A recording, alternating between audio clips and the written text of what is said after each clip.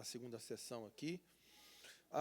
E nessa primeira sessão, eu quero trazer um ensino que tem a ver com esse tema, ser cheio do Espírito Santo, não apagar o Espírito. Eu quero trazer uma instrução que na história da igreja, principalmente no último século, é um tema que tem trazido muita controvérsia aí. E eu quero falar um pouco sobre o batismo no Espírito Santo e essa realidade na vida da igreja, e essa necessidade na vida da igreja. Então, nós vamos trazer um ensino. Se você puder, quero te encorajar a anotar. Então, pega a tua Bíblia aí, pega algo para anotar, anote o que o Espírito vai queimar no seu coração, as instruções, os textos, os insights. Se você tiver alguma pergunta, anota aí. Qualquer pergunta, dúvida que você fizer, você pode fazer para a Jaqueline, depois ela vai responder todas as perguntas, todas as dúvidas teológicas, escatológicas, se você precisar. E nós vamos falar um pouco sobre essa realidade do batismo no Espírito Santo. Queria que você abrisse comigo, por favor, em Hebreus, no capítulo 6.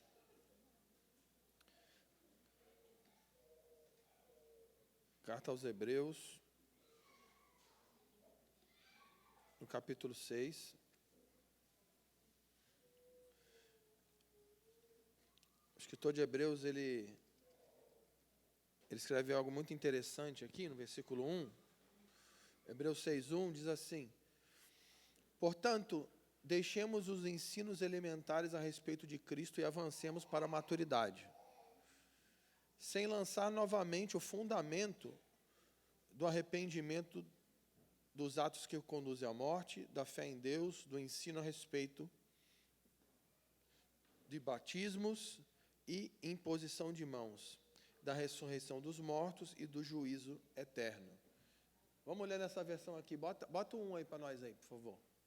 E aqui o escritor de Hebreus fala: deixando os fundamentos da doutrina de Cristo, os rudimentos elementares, prossigamos para a perfeição, ou para a maturidade. E aqui ele vai dizer, não lançando de novo os fundamentos. Fundamentos de quê? Os fundamentos elementares da doutrina de Cristo. E aqui, o escritor de Hebreus, a gente não sabe quem é, né? Tem uma certa dúvida aí de quem que é o escritor de Hebreus. Tem várias teorias aí, né? Eu tenho a minha, mas aí depois você me fala qual que é a tua. E ele vai falar o seguinte: nós precisamos avançar para a maturidade, nós precisamos avançar para a profundidade na fé. E ele fala, não vamos mais ficar apenas falando sobre os elementos fundamentais, os rudimentos. E aqui ele diz quais são os fundamentos da doutrina de Cristo. E aí ele diz, peraí, quais são os fundamentos? Quais são os rudimentos? Aí ele fala, arrependimento das obras mortas, primeiro fundamento. Segundo, fé em Deus. Então, os dois primeiros fundamentos falam acerca de como eu recebo o Evangelho. Então, arrependimento e fé. Como eu recebo o Evangelho? Então, isso é fundamental. Próximo, por favor. Terceiro fundamento, batismos e imposição de mãos. Então, aqui ele fala, a segunda parte ele fala de como nós somos inseridos na família de Deus. Então, a primeira parte, arrependimento e fé, ele está falando de como nós recebemos o Evangelho. Amém? Estou falando muito rápido? Não? Gente, se eu falar muito rápido, eu falar algo muito complexo, você levanta a mão e fala assim, para. Amém? Então, a ideia dessa sessão é a gente trabalhar com ensino. Então, fé e arrependimento é como eu recebo o Evangelho. Beleza? Batismos e imposição de mãos tem a ver com como eu sou inserido na família de Deus.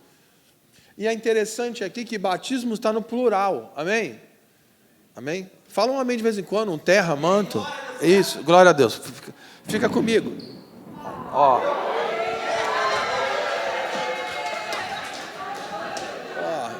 Viu? Aqui, vozes e trovões, pô. Então, se fizer esse silêncio, aí tu dá um glória de novo, aí Deus responde lá de cima, a gente continua, tá bom? Então, batismos está no plural, beleza? Então, batismo tem mais de um. Imposição de mãos. E aí, ele fala sobre ressurreição de mortos e juízo eterno, que está falando sobre a consumação do Evangelho, está falando sobre fim dos tempos, está falando sobre escatologia.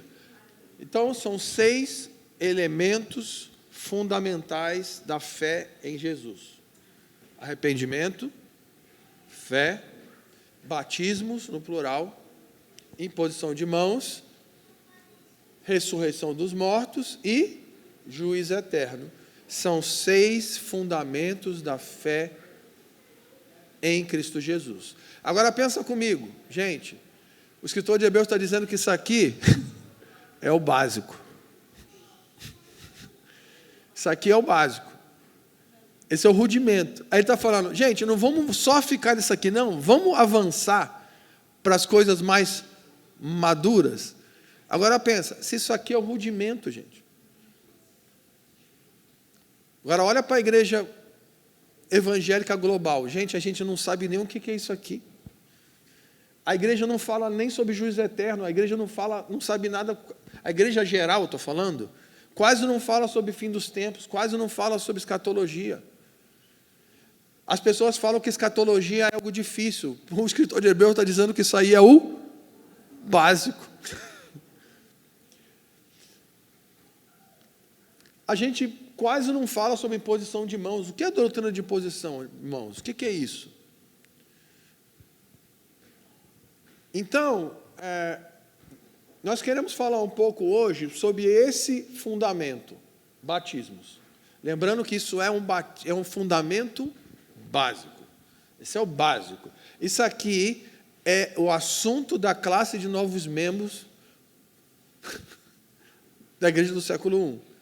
Isso aqui era o básico. Amém? Então, o que é esse fundamento do batismos? Né? No plural. E eu queria que você abrisse agora, por favor, em Atos 19, no versículo 1. E a gente vai olhar aqui uma história que é interessante, que vai mostrar perspectivas dos batismos no plural. Então, tem mais de um. Atos 19, versículo 1, por favor.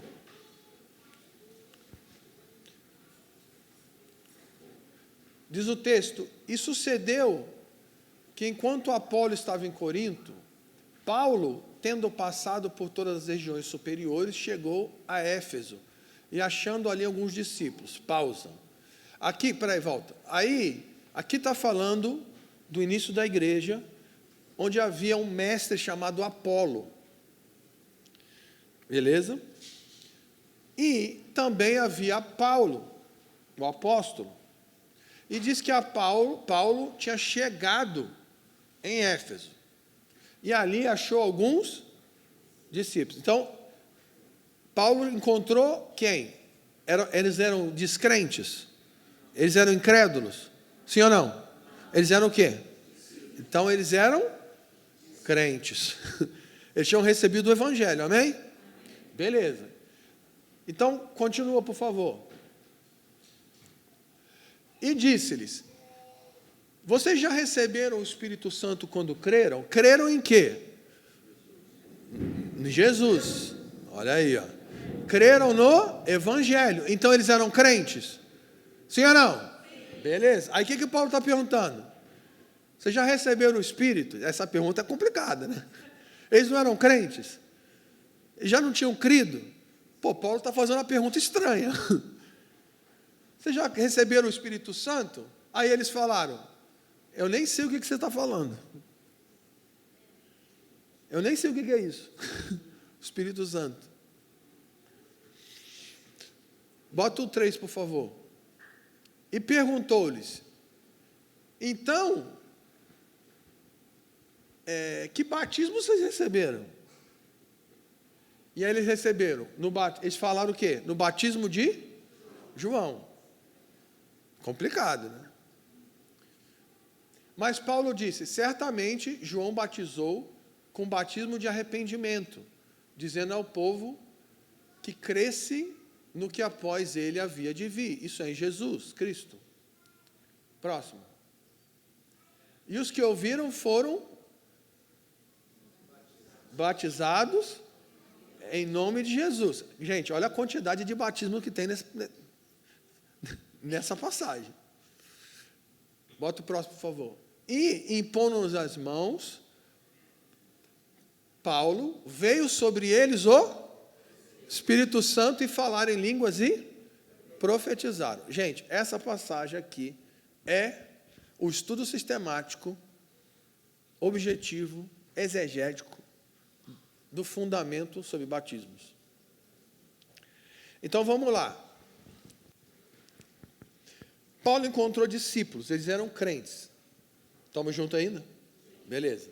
E aí Paulo pergunta, vocês já receberam o Espírito Santo? Eles falaram, a gente nem sabe do que você está falando. Por quê? Porque Apolo era um cara, Apolo e outros ministros na época estavam pregando o Evangelho. Só que Apolo e outras pessoas não tinham a clareza que Paulo tinha acerca do Evangelho. Então eles tinham recebido o Evangelho, eles tinham crido em Jesus, mas eles não sabiam o que é o Espírito Santo. E aí perguntaram para eles, tá, mas qual batismo vocês receberam? Aí eles falaram, nós fomos batizados no batismo de João. Pausa. O batismo de João era para quê? Arrependimento de pecados. Então o batismo de João era para quê? Arrependimento de pecados. Hoje, nós não ministramos mais o batismo de João. O batismo de João é um batismo da aliança antiga. É da primeira aliança.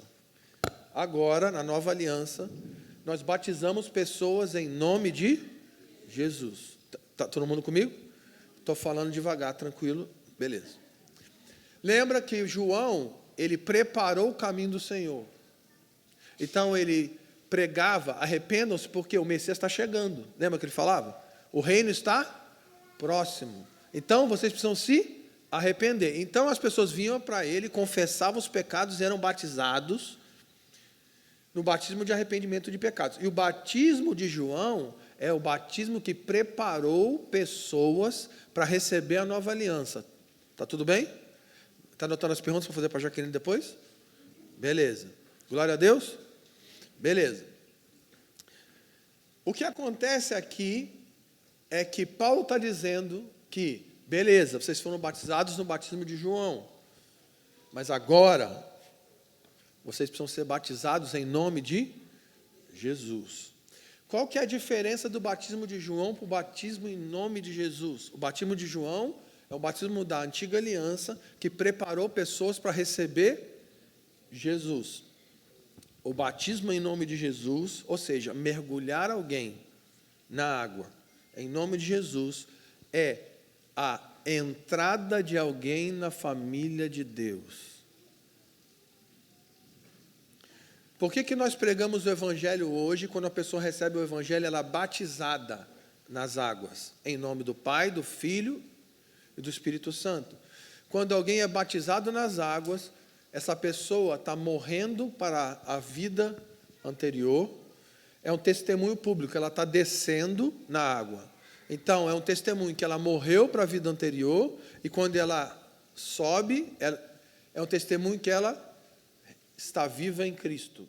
Tem alguém aí? Então, o que é o batismo nas águas, em nome de Jesus, na prática é receber alguém na família de Deus. É a entrada de alguém na família de Deus. É alguém que ouviu o Evangelho, se arrependeu dos pecados e agora, publicamente, diante dos homens e dos anjos e de Deus, está testemunhando que eu morri para a minha vida, para viver a vida de Cristo, e eu agora faço parte da família de Deus. Amém? Quem é crente aqui? Deixa eu ver. Quem já foi batizado aqui? Aleluia. Amém? Só uma observação. Sabe qual é a marca da saúde de uma igreja local? É se tem batismo nessa igreja. E esse deve ser o nosso alvo. Testemunhar o Evangelho para que pessoas sejam inseridas na família de Deus. Então, isso é um alvo. Principalmente em lugares como o Canadá, onde a secularização está dominando a sociedade, onde o sistema é secularizado. apesar de não haver uma perseguição objetiva contra a igreja, mas a cultura, o sistema produz uma cultura ante Deus, e essa cultura resiste ao Evangelho. Então, quando você prega o Evangelho, você está resistindo às potestades que estão por trás da cultura. E quando você prega o Evangelho, o poder é liberado para quebrar o poder do Deus desse século, que está cegando o entendimento dos incrédulos. E quando alguém recebe o Evangelho e é batizado em nome de Jesus, existe festa na sala do trono, porque alguém foi liberto da morte e foi recebido na família de Deus. Amém? O batismo nas águas não é uma mera cerimônia simbólica. É o testemunho do Evangelho de Deus. Nós estávamos mortos e agora estamos vivos. Amém? Quem está entendendo? Glória a Deus. Então o batismo de João era para quê mesmo? Arrependimento de pecados. Isso aí é da antiga aliança, amém? Hoje nós não ministramos mais batismo de João, isso acabou. Agora nós batizamos em nome de Jesus. Então, e o batismo de Jesus é para quê mesmo? É para receber alguém na família de Deus. Então, quem pode ser batizado? Não, o texto diz, eles eram o quê? Eles eram o quê? Crentes, amém? Eles eram discípulos, então por isso eles foram batizados. Eu posso sair batizando qualquer um? Sim ou não? Não, eu só batizo quem recebeu Jesus. Ah, mas Fábio, mas na Bíblia diz que Filipe pregou o Evangelho, lembra, para o eunuco, e no mesmo dia batizou o eunuco, não tem, sim ou não? Aleluia? Eu posso batizar alguém no mesmo dia que ela se converteu? Sim ou não? Essa resposta é óbvia, porque está na Bíblia, né? Sim ou não? Sim, mas para fazer isso, eu tenho que ter absoluta convicção que essa pessoa entendeu o Evangelho, se arrependeu dos seus pecados e recebeu o Evangelho pela fé. Se você tem convicção disso, você pode batizar a pessoa no mesmo dia. Eu, Fábio, não tenho coragem de fazer isso, a não ser que eu tenha uma direção objetiva do Espírito Santo. Quem está entendendo o que eu estou falando? A não ser que eu tenha uma palavra, algo assim, não é uma coisa que eu faria, sai fazendo assim. Ah, não, quem quer ser batizado? Quem está entendendo o que eu estou falando? Não, quem quer ser batizado? Ah, eu quero. Ou senão tem alguns lugares que o cara nem quer ser batizado, mas a igreja fica pressionando. E o cara não quer ser batizado. E aí uma hora ele vai pela pressão, ele nem queria. Quem está entendendo o que eu estou falando? Então, nós não temos que pressionar ninguém a ser batizado. E nós também não temos que ter pressa para batizar ninguém. Mas nós precisamos ter clareza que o batismo é necessário para alguém que recebeu o Evangelho. Amém? Está fazendo sentido o que eu estou falando? Tá. Eu vou falar algo polêmico, eu vou falar algo polêmico, que é uma prática nossa, lá na família de Ziscope, e algo que a gente pratica na 242. Se a ceia do Senhor é a celebração do Evangelho daqueles que creem no Evangelho, então quem pode ceiar? Crente. E quem são os crentes? Aqueles que fazem parte da família. E quem são aqueles que fazem parte da família? Quem foram batizados. Falando assim não parece óbvio? Mas isso não é uma prática da igreja, assim como um todo. Então, a gente precisa observar que isso é muito sério. Muito sério. Então, para terminar esse tópico, batismo, em nome de Jesus. O batismo é um testemunho público que alguém recebeu o Evangelho e está sendo inserido na família de Deus. Então, eu batizo quem recebeu pela fé o Evangelho, se arrependeu dos seus pecados e creu em Jesus. Então, eu não tenho que pressionar a pessoa a se batizar, mas eu preciso encorajar a pessoa a batizar. Agora, outra coisa que também a gente não pode fazer. A gente aqui tem uma cerimônia anual e só faz um batismo por ano. Tem igreja que faz isso. E aí o cara tem que ficar um ano esperando para ser batizado. E o cara quer ser batizado, ele creu no Evangelho. Só que o batismo é em novembro e nós estamos em fevereiro. Aí o cara tem que esperar até novembro para o dia da cerimônia do batismo, para ele receber o batismo e ceiar. Gente, aí também é loucura. Por exemplo, nós temos uma prática. Tem uma pessoa para ser batizada, a gente batiza uma pessoa. Ah, mas a gente vai batizar uma pessoa. Gente, uma pessoa recebeu o Evangelho, está sendo recebida pela família de Deus. Isso é motivo para a igreja parar e celebrar. Quem está entendendo o que eu estou falando? Então, eu não preciso ficar esperando 6 meses para juntar 5. Não, eu só batizo de 5 em 5. Não, gente. Gente, tem alguém para ser batizado? A gente para tudo. E a gente batiza essa pessoa. Quem está entendendo? Amém. Aí, agora olha que interessante. Paulo, bota o texto lá, por favor, de novo. Bota no versículo. Qual que a gente parou? Bota no versículo 5, por favor. Atos 19. Então, eles foram batizados em nome de Jesus. Agora bota o 6, por favor. E aí Paulo faz uma outra coisa. Impondo as mãos sobre eles, veio sobre eles o Espírito Santo e falaram em línguas e profetizaram. E aqui vem a polêmica. Paulo batiza ele em nome de Jesus e depois impõe sobre eles as mãos e o poder do Espírito Santo vem sobre eles. Então, aqui, nessa passagem, tem o batismo de João, que é para arrependimento de pecados, mas é da antiga aliança. Tem o batismo em nome de Jesus, que tem a ver com receber alguém na família de Deus. E tem o batismo no Espírito Santo. Amém?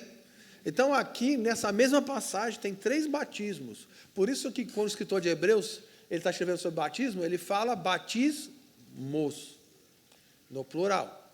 Beleza? Tem o batismo com fogo, mas esse fica para outro dia. Porque esse é mais agressivo. Esse é mais agressivo. Batismo com fogo, aí tem juízo eterno, deixa isso aí para outro momento. E aqui, agora nós vamos terminar a introdução, tá? Agora vamos para a palavra.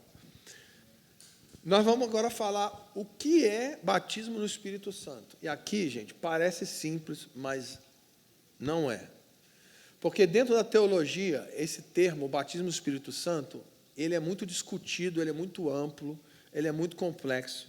E pessoas, vamos dizer, de vertentes teológicas distintas, e pessoas que amam a Jesus, têm entendimentos diferentes sobre o que é o batismo no Espírito Santo. E pessoas que eu respeito muito, e são homens de Deus e mulheres de Deus, creem coisas diferentes. Então, não é algo tão simples. Quando a gente fala sobre batismo no Espírito Santo na Bíblia, nós temos uma questão complexa. Por quê? Porque tem 2 versículos diferentes na Bíblia que falam sobre o batismo do Espírito Santo e os 2 versículos falam de coisas diferentes. Então, o que eu acabei de dizer?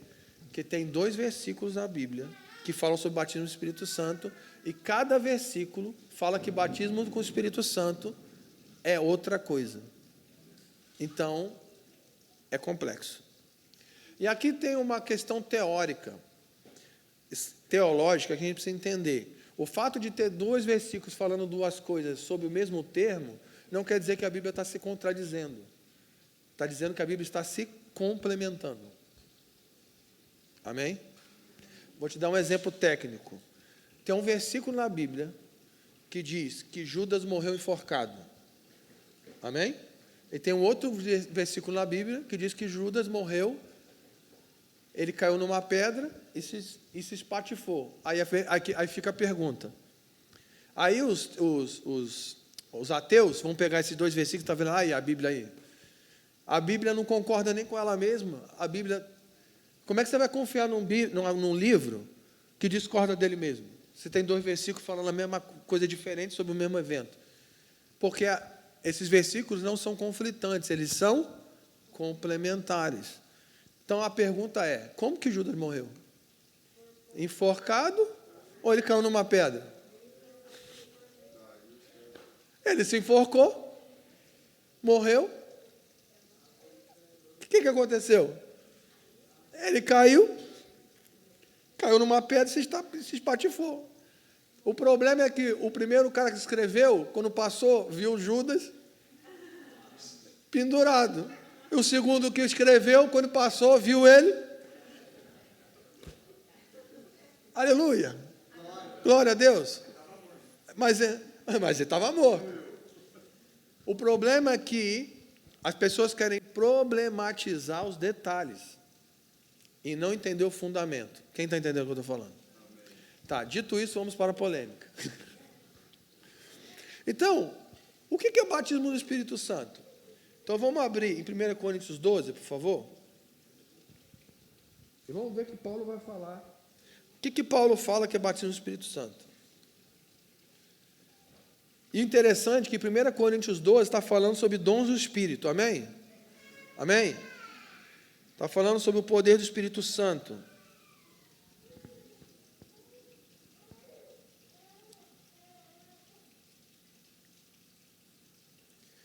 1 Coríntios 12, versículo 13. Vamos ler do 12 para ficar maneiro. 1 Coríntios 12, 12. Porque assim como o corpo é um e tem muitos membros, e todos os membros, sendo muitos, são um só corpo, assim Cristo também é. Então ele está falando sobre a família de Deus. Bota 13. Pois todos nós fomos batizados em um espírito, formando um corpo, quer judeus, quer gregos, quer servos, quer livres, e todos temos bebidos de um espírito. Então Paulo está falando que todos nós fomos batizados no mesmo espírito, porque todos bebemos de um espírito. Aleluia? Paulo está citando João 4. Você lembra que Jesus se encontra com a mulher samaritana? Aleluia? Então ele se encontra com a mulher samaritana e ele fala assim, me dá água. Aí a mulher, por que você é judeu, está pedindo água? Aí Jesus fala, né? Se tu soubesse quem está te pedindo água, você quer me pedir água. E aí o que Jesus fala?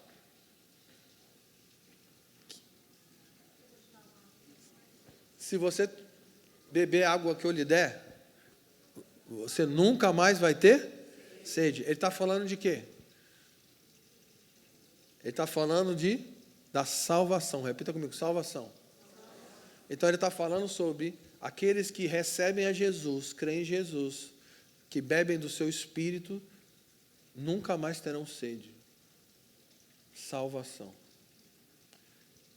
Esse versículo aqui, Paulo está dizendo que batismo no Espírito Santo é ser salvo.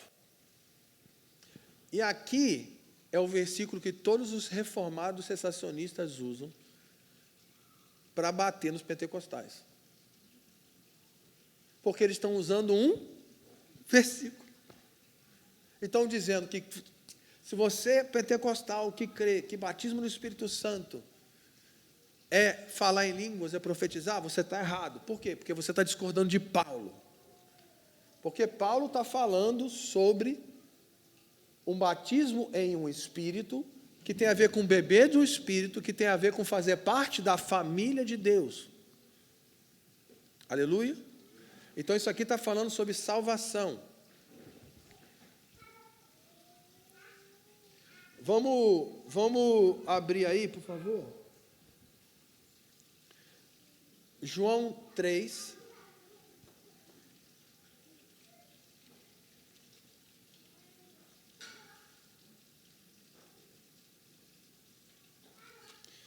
Jesus falando com Nicodemos, a cena mais bonita de The Chosen 1, temporada 1. Não é maneira essa parte? É brabo, né? João 3.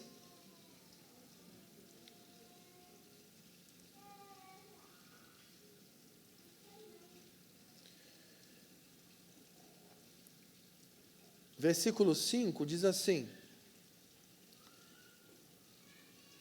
João 3,5. Na verdade, em verdade vos digo que aquele que não nascer da água e do Espírito não pode entrar no reino de Deus. O que é nascido da carne é carne, o que é nascido do Espírito é Espírito. não se maravilhes por eu ter dito é necessário vos nascer de novo.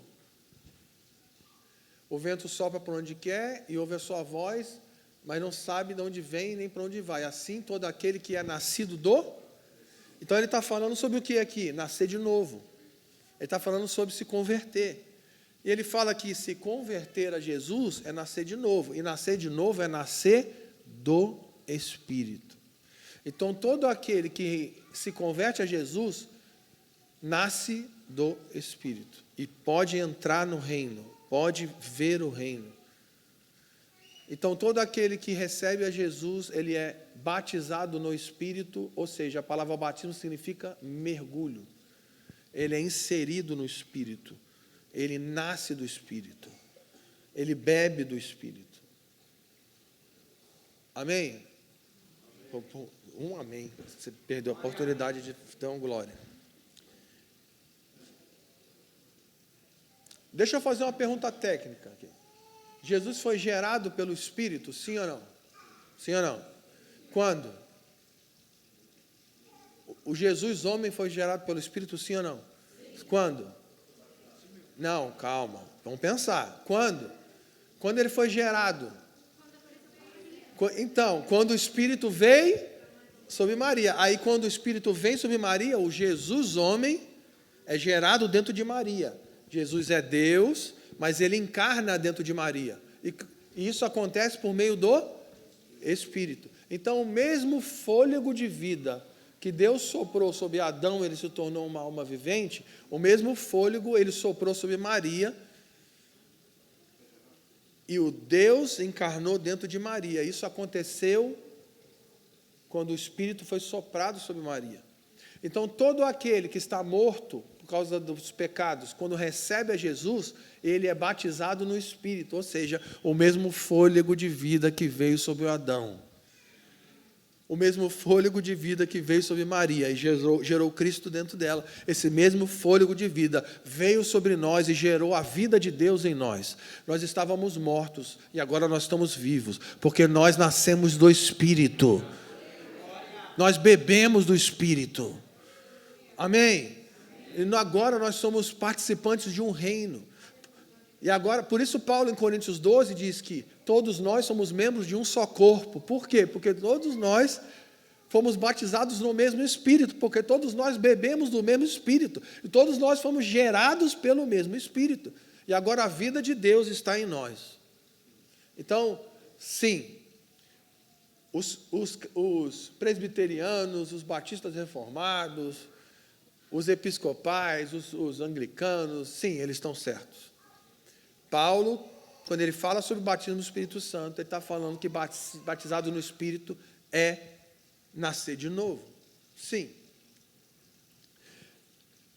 Fábio, então, quando que os discípulos nasceram de novo? Eu tenho uma teoria, você quer ouvir? Pô, ninguém quer ouvir, então não vou contar. Hã?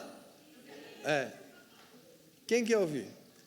Então, eu tenho uma teoria. Por quê? Porque você lembra quando Pedro está discutindo com Jesus e Jesus fala assim, Pedro, quando você se converter, você vai entender. Quem lembra disso? Então, se Jesus está dizendo que Pedro não era convertido, então, em algum momento ele se converteu. Quando que ele nasceu do Espírito? Então, aí que está. Aí começa a parada. Quando que ele nasceu do Espírito? Quando que os discípulos nasceram do Espírito? Quando eles nasceram de novo? Quando que o que Jesus falou para Nicodemos aconteceu com os apóstolos? Que momento? Então, eu tenho uma teoria. E eu tenho um versículo. Vamos abrir João 20, por favor? João 20, 22, por favor. Bota aí para nós. Então, o nome dessa aula aqui é Escola de Fundamentos Elementares do Evangelho com Tio Coelho. Amém? Isso aqui era o básico da igreja do século I. Tu imagina, se esse era o básico, tu imagina o que era imagina o que o escritor de Hebreus estava falando. Vamos para o profundo? Falei, estou até com medo do que é o profundo. Depois que Jesus ressuscita, os discípulos estão escondidos. Quem lembra? Eles estão escondidos, eles estão com medo de morrer. E Jesus aparece para eles. Volta aí, volta um versículo aí, por favor.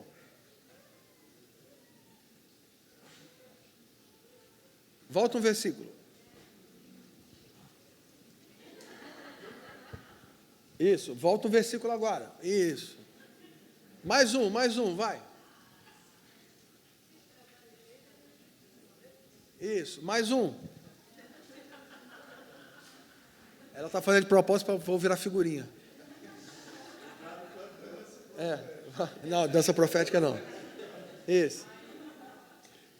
Então, os discípulos estão escondidos, amém?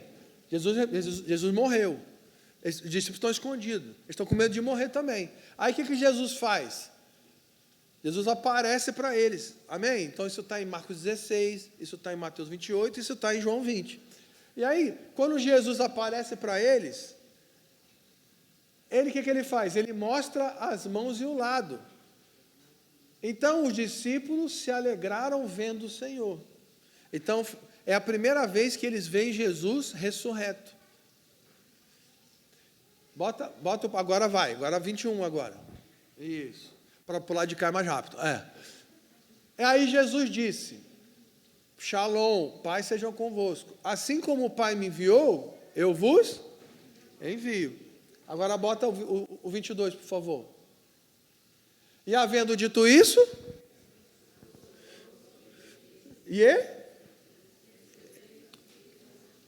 quando que eles receberam o Espírito?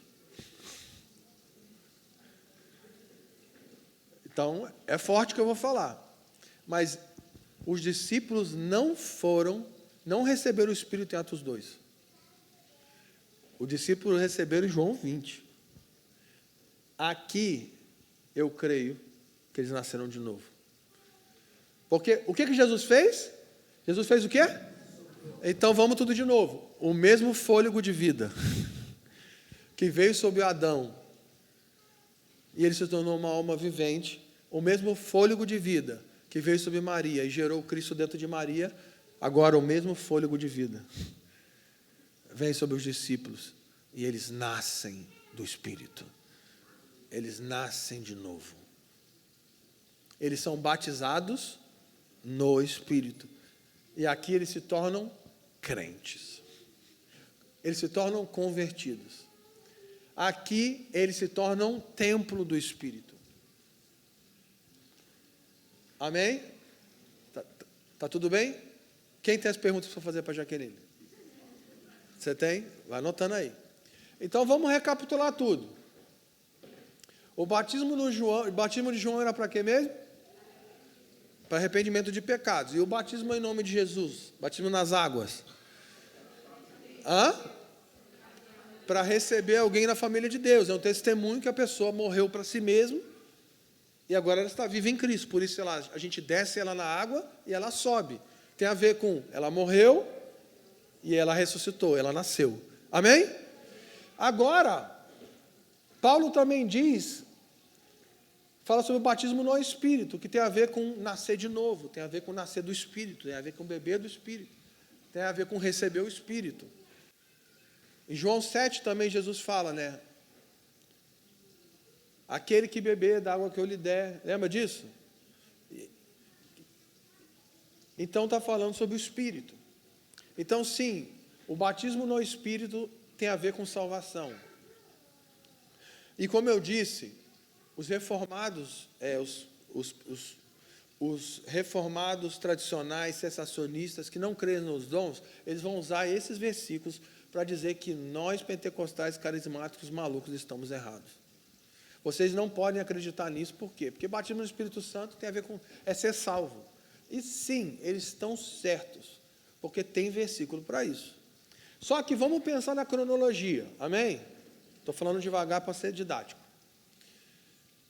Jesus, então, aparece para os discípulos depois de ressuscitar. E aí, eles creem em Jesus, que ele ressuscitou. Então, Jesus sopra sobre eles e eles recebem o Espírito. Então, eles nascem de novo. Amém? E Jesus fala. Então, assim como o Pai me enviou, eu vos Então Jesus agora está enviando eles, amém? Está enviando eles. Agora, beleza. Agora vamos continuar na cronologia. Agora vamos abrir em Atos 1, para ver o que ele vai falar em seguida. Porque João 20 e Atos 1 são passagens que estão acontecendo no mesmo tempo.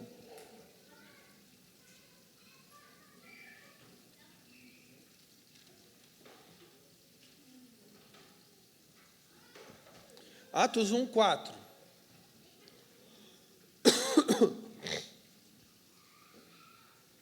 Estando com eles em que momento? Depois de ressuscitar. Então Jesus tinha ressuscitado e apareceu para os discípulos. A Bíblia diz que depois que Jesus ressuscitou, ele apareceu durante 40 dias para os discípulos ressurreto. Então, durante 40 dias, Jesus ficou ensinando sobre o reino de Deus. Eu, Fábio, creio que os discípulos, o momento que eles mais entenderam foi durante esses 40 dias. Eles entenderam mais sobre o Evangelho durante esses 40 dias que Jesus aparece para eles, ensinando o reino, do que nos 3 anos e meio que eles ficaram com ele. Por quê? Qual a diferença agora? Porque agora eles têm o Espírito Santo, e agora eles estavam compreendendo o que Jesus estava falando.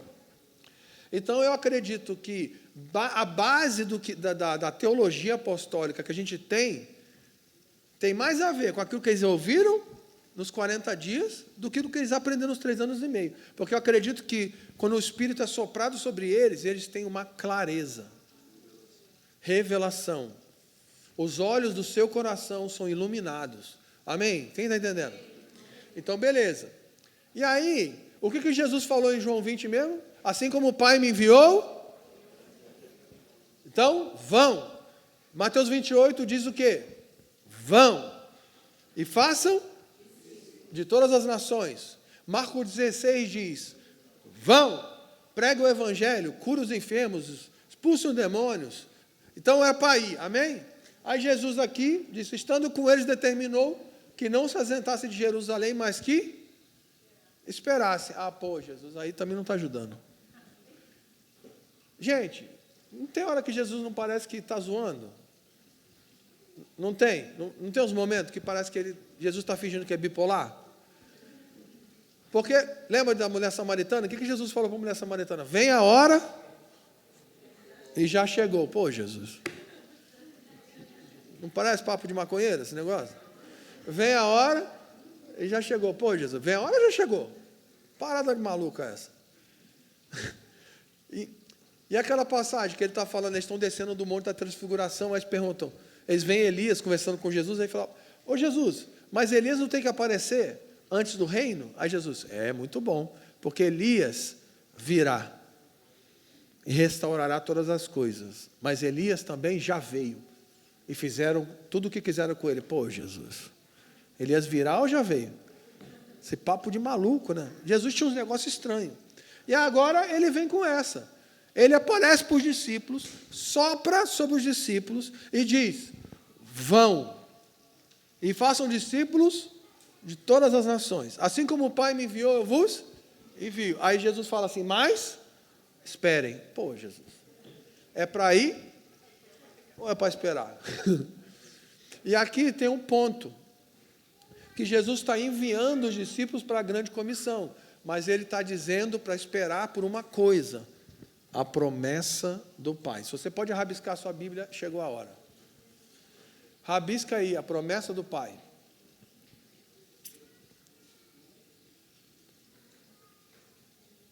E aqui, a promessa do Pai é uma profecia que Jesus está invocando, que é Joel 2:28. Bota para nós aqui Joel 2:28, por favor, aí depois a gente volta em Atos 1:4. A escola do sábado, que antigamente era a escola dominical, agora a escola sabatinal, com o tio Coelho, fundamentos da doutrina de Cristo. Essa é a promessa do Pai. Essa profecia é a promessa do Pai. Diz que depois dessas coisas, derramarei do meu espírito sobre toda a carne, ou seja, sobre todas as não todos sobre as pessoas, sobre todas as etnias, sobre todos os povos. O Espírito vai ser derramado sobre todas as pessoas do planeta? Sim ou não? Sim ou não, gente? Lógico que não, gente. O Espírito vai ser derramado sobre quem? Sobre os crentes. Todo mundo vai ser crente? Não. Então essa passagem está falando que o Espírito não ia ser derramado só sobre os judeus. Porque lembra que Joel está profetizando isso no Antigo Testamento. Então o Espírito não ia ser derramado só sobre judeus, sobre hebreus. O Espírito não ia ser derramado só sobre sacerdotes, reis e profetas. O Espírito ia ser derramado sobre todos os povos. Amém? E aí diz: e vossos filhos e vossas filhas profetizarão. Os anciãos sonharão. E os jovens terão visões. Preste atenção em mim. Visões, sonhos e profecia eram 3 expressões do ministério profético. E Joel está escandalizando todo mundo aqui. Não escandalizando, né? Daquele modo que eu falei ontem, né? Está chocando. Ele está chocando as pessoas. Imagina um hebreu ouvindo isso aqui, dizendo que primeiro que o profeta está dizendo que o Espírito vai ser derramado sobre os gentios. Imagina um hebreu ouvindo isso aqui. Ficou todo mundo endemoniado. E o Espírito naquela época era derramado sobre quem? Sobre profetas, mais quem? Sacerdotes e mais quem? Reis. E agora o Joel está dizendo, o Espírito ia vir sobre os gentios, e ele ia vir sobre anciãos, não é igual o neto, que é ancião, sobre os jovens e sobre crianças. Gente, agora está ficando grave. E gentios, anciãos, jovens, crianças e filhos e filhas. Repita comigo, filhos e filhos. É só sobre homens? Não, está falando sobre todos os povos, está falando sobre todas as idades, e está falando sobre homens e mulheres. E aqui só um parêntese. Quem já ouviu aquela expressão assim, o homem é o sacerdote do lar? Quem já ouviu isso? Rasga isso da sua vida. O homem não é o sacerdote do lar. Aleluia. O homem é o líder da casa. Porque a palavra sacerdote significa ministro. Quando você fala que o homem é o sacerdote do lar, o que você está falando? Que a mulher é o quê? A mulher não é nada. O homem é o líder da casa, mas o homem é sacerdote, a mulher é sacerdote, os filhos são sacerdotes, porque todos os crentes são sacerdotes. Hã? Como? Divergem nos papéis. O homem lidera a casa, a mulher é uma auxiliadora. Então, eles têm funções complementares no casamento, mas são igualmente importantes na sua essência e no seu sacerdócio. Quem está entendendo o que eu estou falando? Amém? Então, muda isso. Fala, o homem é o líder da casa. O homem lidera a casa. Agora, esse negócio que o homem é o sacerdote, você está dizendo que a mulher... Qual que é a função de um sacerdote? Orar, ministrar, adorar, interceder, testemunhar. E vamos ser sinceros que na maioria das casas dos crentes, a mulher que ora... Não, vamos ser sinceros. Que na maioria das casas evangélicas, o homem acha que a função dele é trazer dinheiro para casa. E a mulher que tem que trazer a espiritualidade. Isso também é um erro. E outra coisa, esse negócio que as mulheres do coque que tem que orar. Não, isso também é mentira. Vamos parar de colocar responsabilidade nas mulheres do coque, mas os homens têm que orar, os jovens têm que orar, os adolescentes têm que orar, as crianças têm que orar e as mulheres também vão orar. Quem está entendendo o que eu estou falando? Porque a gente fica jogando a responsabilidade um para o outro, mas nós somos um reino de sacerdotes. Cada um tem a sua função. na família. O homem vai liderar a casa, a mulher uma auxiliadora idônea, e os filhos têm que submeter aos pais, e ponto final. Não estou falando que é uma bagunça, não é desordenado, mas todos precisam ser sacerdotes diante do Senhor. Amém? Quem está entendendo? E aqui, bom, bota lá, deixa lá, vai. Isso. E aqui, essa é a promessa do Pai.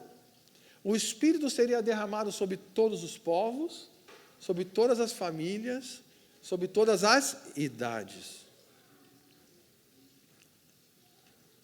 E sobre homens e mulheres. Bota o 29, por favor.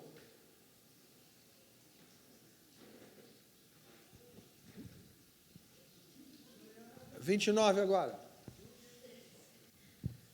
E aqui fica pior. E também sobre os escravos e as escravas, naquele dia derramarei. Gente, o Espírito vinha sobre quem mesmo? Nessa época? Sacerdote, os reis e os profetas. O Joel está falando que o Espírito ia vir sobre os ou seja, sobre todos os povos, sobre todas as famílias, todas as idades e todas as classes sociais. Sobre o rei e sobre o escravo. Sobre o teólogo e sobre o leigo. Sobre quem tem faculdade e quem não tem faculdade. Sobre quem está empreendendo e quem está trabalhando. Quem está entendendo o que eu estou falando? Quem tem muita instrução, quem tem pouca instrução. Quem é erudito e quem é simples. Quem tem PhD e pós-doutorado e quem é analfabeto. O Espírito Santo iria ser derramado sobre todos que creem. Sobre quantos? Todos. Essa é a promessa do Pai. Agora volta lá para Atos 1:4 e agora vamos para a palavra mesmo. Agora a introdução acabou, eu prometo. Amém? O assunto aqui é batismo no Espírito Santo. Espero que vocês estejam anotando. Se você puder anotar e depois me passar o esboço do que eu estou falando, que até eu estou gostando disso. Quem sabe eu uso isso em outro lugar. Você está se divertindo? Depois você me passa o esboço da minha palavra? Tá. Então, vamos tudo de novo. Jesus apareceu para os discípulos, eles estavam escondidos, amém? Eles estavam escondidos por quê mesmo? Medo de quê? Morrer. Aí Jesus aparece, mostra a mão, o lado, e o que ele faz? Ele sopra e diz, recebam o... Então eles nascem de novo. E aí ele fala, assim como o Pai me enviou, eu vos... Vão e façam discípulos de todas as nações. Vão e pregam o Evangelho, expulsem os demônios, curem os enfermos. Vão, mas esperem. Esperem pelo quê? Promessa do Pai. E qual é a promessa do Pai? Joel 2:28. Bota o 4, por favor. Ou o 5, por favor, perdão. Porque, na verdade, João batizou com água. E o batismo de João era para quê mesmo? Arrependimento de pecados. Mas vocês serão batizados com o Espírito Santo, não muito depois desses dias. Pausa. Jesus, me ajuda, Jesus. Me ajuda, porque Paulo está falando lá em 1 Coríntios 12, que batismo no Espírito Santo é ser salvo. Os discípulos aqui já eram salvos? Sim ou não? Eles já tinham recebido o Espírito? Sim. Então, de que Jesus está falando? Aí Jesus precisa me ajudar. Porque Jesus está falando que batismo no Espírito Santo aqui é outra coisa.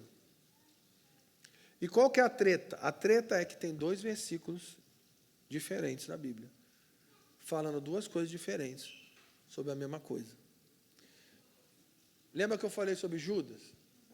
Os 2 versículos não são conflitantes, eles são... Então, o que é batismo no Espírito Santo, Fábio? Batismo no Espírito Santo são essas 2 coisas. Todo aquele que é nascido de novo, ele é batizado no Espírito Santo, porque ele nasce do Espírito para se tornar sacerdote. Mas todo aquele que nasce de novo também é batizado no poder do Espírito Santo para testemunhar. Porque, olha a treta. Bota o versículo 8, por favor. E receberão virtude. A melhor palavra aqui para essa tradução é poder. A palavra aqui é dunamis. Poder. E receberão poder quando o Espírito Santo vier sobre vocês, e serão minhas testemunhas, tanto em Jerusalém, Judéia, Samaria e confins da terra. Então, os discípulos recebem o Espírito, nascem de novo. Isso tem a ver com nascer de Deus, tem a ver com receber o Evangelho, tem a ver com ser crente, tem a ver com se converter. Mas Jesus está falando que as mesmas pessoas que receberam o Espírito dentro, eles vão receber o Espírito sobre. E aí tem a ver com poder. Poder para quê? Poder para quê? Fala, gente, poder para quê? Hã? Poder para ficar caindo no chão? Para ficar rolando no chão? Para ficar sapateando? É poder para orar em línguas? É poder para quê? Testemunhar de quê? De Jesus, testemunhar o Evangelho. Então, batismo no Espírito Santo são essas duas coisas. E para diferenciar, o batismo no Espírito, que tem a ver com salvação, ele acontece uma vez. Quantas vezes? Uma. Amém? Acontece quando? Você? Me ajuda, gente. Quando você se converte, então você é batizado no Espírito, você mergulha no Espírito. Isso acontece quantas vezes? Uma. Só que isso aqui é outra coisa. Isso aqui é poder. Isso aqui não é um momento na sua vida. O derramamento do poder do Espírito é algo que é constante. Quem está entendendo o que eu estou falando? Jesus está dizendo que os mesmos que receberam o Espírito dentro, agora vão receber o Espírito sobre. E é isso que os pentecostais chamam de batismo no Espírito Santo. Que eu gosto de chamar de batismo no poder do Espírito, para diferenciar. E aí o pentecostal vai dizer que o reformado está errado. Porque não, batismo no Espírito Santo não é nascer de novo, não é ser salvo. Batismo no Espírito Santo é isso que está em Atos 1:8. O problema é que o pentecostal quer rasgar Coríntios 12 e o reformado quer rasgar Atos 1. E aí um quer brigar por um texto e esquecer o outro. E o outro quer brigar por um texto e esquecer o outro. E nós aqui somos mais inteligentes. Amém? Nós aqui não quer ficar debatendo para ver qual versículo está certo. Nós cremos que os dois são Bíblia. Amém? Então, sim, nós cremos que todo aquele que foi salvo nasceu do Espírito, foi batizado no Espírito. Mas, mesmo aqueles que são discípulos, precisam do poder do Espírito Santo sobre as suas vidas. Vem todo mundo comigo. Vamos tudo de novo, lá em Atos 19. Quando Paulo chegou em Éfeso, eles eram o quê? Lembra quando Paulo chega em Éfeso? Eles eram o quê? Discípulos. Amém? Eles eram crentes. Então eles já tinham nascido de novo? Sim ou não? Eles já eram crentes. Então eles já tinham nascido de novo? O Espírito já estava neles? Tá, aí só que Paulo batiza eles em nome de Jesus nas águas. Amém? E depois o que Paulo faz em terceiro lugar? Quem lembra? Paulo impõe as mãos sobre eles e eles são cheios do Espírito Santo e passam a profetizar, passam a orar em línguas. Então, todo mundo aqui nessa sala que nasceu de novo precisa ser cheio do Espírito Santo. Precisa ser cheio do poder do Espírito Santo. Quem está entendendo o que eu estou falando? E qual é, agora a próxima briga, que os caras gostam de brigar, qual é a evidência do batismo no poder do Espírito Santo.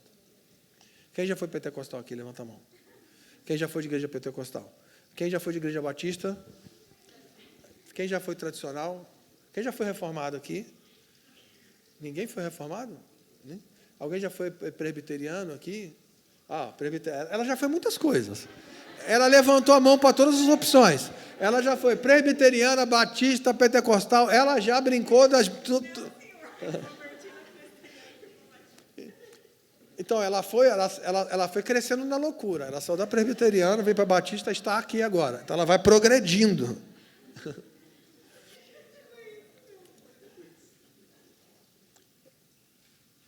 Os pentecostais, eles afirmam que a evidência do batismo do Espírito Santo é falar em línguas. Mas Jesus ensina qual a evidência do poder do Espírito Santo na vida de alguém. Bota Atos 1:8 de novo aí. Qual é a evidência que alguém é cheio do poder do Espírito Santo? E receberão poder quando o Espírito Santo vier sobre vocês e serão minhas. Então, para que a gente quer o poder? Para que nós precisamos do poder? Sabe por quê? Porque esse mundo está secularizado. Essa nação está sendo dominada pela potestade dessa era.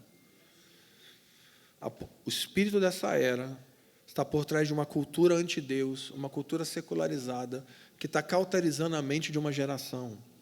E nós precisamos confrontar o Deus dessa era por meio do Evangelho, para que pessoas sejam libertas da escravidão de uma mente secularizada. E é impossível fazer isso se não for por meio do poder do Espírito Santo. Nós precisamos ser cheios do Espírito Santo. Mas Fábio, há 15 anos atrás, eu estava num culto e eu fui cheio do Espírito Santo. Mas o batismo no Espírito para a salvação acontece quantas vezes? Mas ser cheio do poder do Espírito Santo é constante. Eu sempre preciso de mais. Eu sempre preciso ser cheio. Nós precisamos lutar contra a frieza. Lembra que eu falei ontem? A frieza, o engano, a cegueira, a apostasia. Nós precisamos de mais. Nós precisamos ser cheios do Espírito Santo hoje. Nós precisamos ser cheios do Espírito Santo amanhã. Semana que vem, nós precisamos ser cheios do Espírito Santo. Nós precisamos do poder do Espírito Santo. Nós precisamos de mais graça, mais unção, mais autoridade. E não tem a ver com o nosso intelecto, com a nossa inteligência. Não tem a ver com a nossa formação. Não tem a ver com a nossa sabedoria. Tem a ver com a sabedoria do Espírito vindo sobre nós. Quem está entendendo o que eu estou falando? Nós precisamos disso. Jesus está falando, espere. Então, para terminar essa aula, os discípulos ouvem Jesus falando e vão para o cenáculo. Então, eles vão para um cenáculo. Segundo a tradição da igreja, isso não está na Bíblia, mas segundo a tradição da igreja, o cenáculo era uma casa grande em Jerusalém, que era da família de Barnabé. E eles vão para lá, porque, segundo a tradição, a mesma casa, o mesmo lugar que é o cenáculo de Atos 2, é o mesmo lugar que Jesus fez a última ceia com os discípulos. Então, eles estão nesse lugar, que é um cenáculo, a palavra cenáculo significa um terraço, lugar alto. Eles estão nesse lugar, tem 120 pessoas lá, e eles estão orando, eles estão clamando. Em Atos 2, diz que, de repente, no dia de Pentecostes, enquanto eles estavam clamando e orando, uma tempestade desceu naquela sala, ventos e fogo desceu, e aqui não tem tempo da gente falar isso, mas a mesma tempestade que desceu no Sinai, desceu em Atos 2, por quê? Porque Pentecoste é exatamente o mesmo dia que a lei foi entregue no Sinai. Então, no mesmo exato dia, que Israel estava diante do Sinai, e a tempestade de Deus, com fogo e ventos, desceu no Sinai e fez tremer o Sinai, no mesmo exato dia, essa mesma tempestade de ventos e fogo desceu no cenáculo. E aí diz o texto que todos foram cheios do Espírito Santo e passaram a falar. Eles passaram a falar. Falar o quê? As grandezas de Deus em outros idiomas. E diz o texto em Atos 2 que estavam reunidos os apóstolos, os discípulos, Maria e as mulheres. Então, quem que estava lá?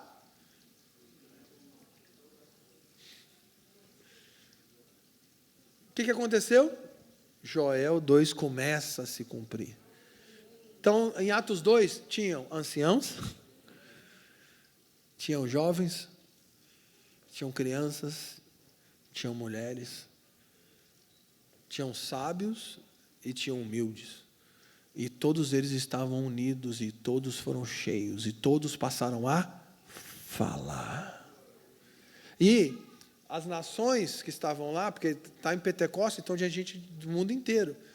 Os estrangeiros ouviram nos seus idiomas eles falando do Evangelho e foram atraídos. Então, quando eles começaram a testemunhar do Evangelho em outros idiomas, o que acontece? A multidão é atraída por causa do testemunho do Evangelho no poder do Espírito Santo. Por que essa comunidade precisa ser cheia do poder? Porque tem uma multidão que precisa ser atraída. Quem está entendendo o que eu estou falando? Quem está entendendo? Qual é o objetivo? Para que a gente quer o poder? Não é para a gente ter superpoderes.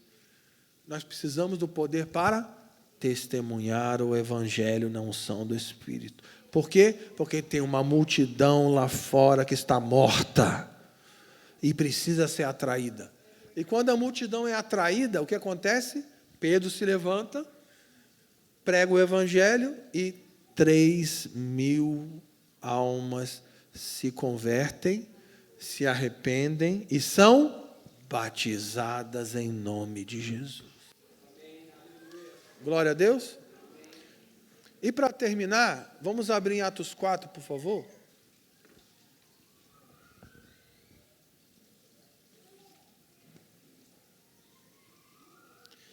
Atos 4 é o momento que Pedro e João são levados para o Sinédrio, porque em Atos 3, Pedro cura o aleijado na porta do templo. Quem lembra disso?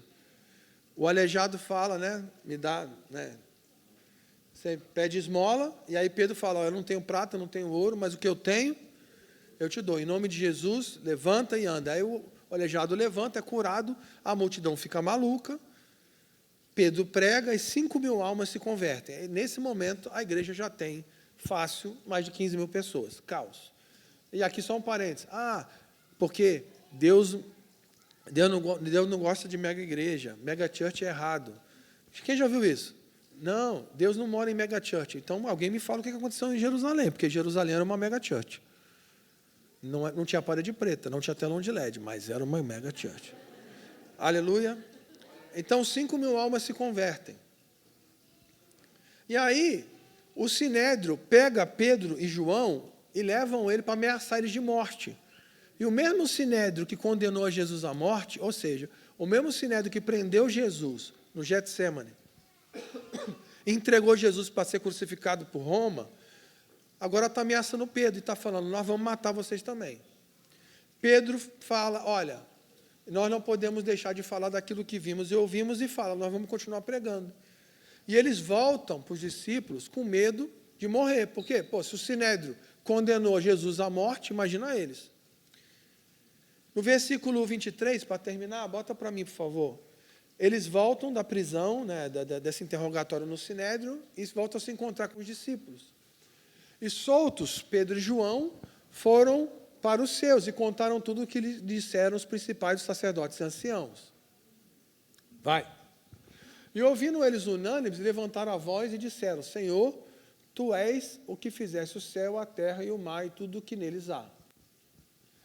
E falaram e disseste pela boca de Davi, teu servo, porque bramaram os gentios, os povos, e pensam coisas vãs. Está citando Salmos 2. Levantam-se os reis da terra, e os príncipes se ajuntaram contra o Senhor e contra o seu ungido. Porque verdadeiramente contra o teu santo filho, Jesus, tu ungiste, e se ajuntaram não só Herodes, mas Pôncio Pilatos, com os gentios e os povos de Israel, para fazerem tudo o que a sua mão e o teu conselho tinham antecipadamente determinado que havia de fazer. Agora, pois, ó Senhor, olha para as suas ameaças e concede aos teus servos que falem com A tua? Então, estão pedindo o quê? O que eles estão pedindo? Poder. Poder para quê? Por quê? Porque eles estavam com medo. Eles estavam com medo, sim ou não? Por que eles estavam com medo? Eles tinham motivo para ter medo? Sim ou não? Lógico. O Sinédrio tinha acabado de falar. Se vocês continuarem, nós vamos te matar. E eles podiam matar? Lógico, eles condenaram Jesus à morte. O que eles vão fazer com eles? E outra, eles morreram de fato? Sim ou não? Sim. O único discípulo que não foi martirizado foi João. Mas o que eles estão pedindo? Senhor, nos livra da morte? O que eles estão pedindo? Senhor, salva-nos do Sinédrio. O que eles estão pedindo? Eles estão pedindo poder. Poder para quê? Para testemunhar a palavra. Continua. Enquanto estende a sua mão para curar, para que hajam sinais e prodígios em nome do seu santo Filho Jesus. E tendo eles orado, o lugar que eles estavam tremeu. E todos foram e anunciaram a pergunta. Quem foi cheio de Espírito aqui? Todos. Mas quem são os todos? Quem que estava reunido aqui? Pedro, João, os apóstolos e os discípulos. Agora vem comigo. Pedro e João e os apóstolos estavam em Atos 2, sim ou não? Sim ou não? Eles foram cheios do Espírito Santo? Sim ou não? Pedro, João e os apóstolos estavam aqui? Sim ou não? E eles foram, aqui eles foram? De novo. Então, o batismo no poder do Espírito não é uma experiência isolada na sua vida. Ser cheio do Espírito é um derramamento constante.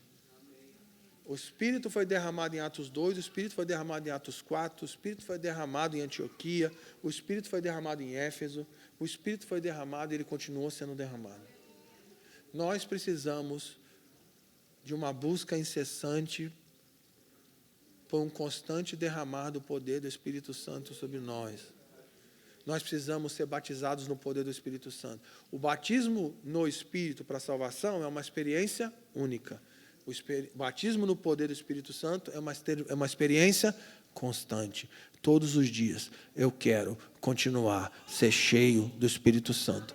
Todos os dias eu preciso buscar, Senhor, me dá coragem, me dá fé, me dá autoridade, me dá unção, me dá sabedoria. Eu preciso do poder do Espírito Santo, porque eu quero ser uma testemunha do Teu Evangelho. Eu quero ser um instrumento para que pessoas sejam libertas, salvas, encontrem a verdade.